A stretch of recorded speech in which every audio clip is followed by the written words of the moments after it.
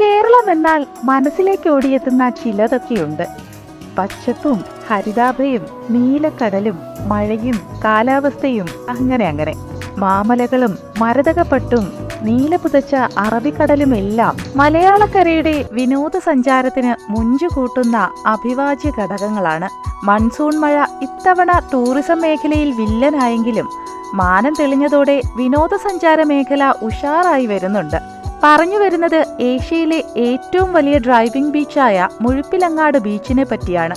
ഞങ്ങൾ ഒരു 6 പേര് കൂടി ഒരു റോഡ് ടു ഹെവൻ എന്ന് പറഞ്ഞ ക്ലബിൻ്റെ ഭാഗമായിട്ട് റൈഡിങ്ങിന് വന്നതാണ്. ഇത് ഞങ്ങളുടെ 5ാം ദിവസമാണ്.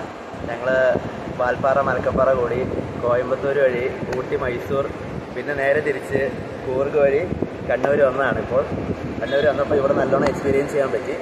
നല്ല റൈഡിങ് ബീച്ചാണ്.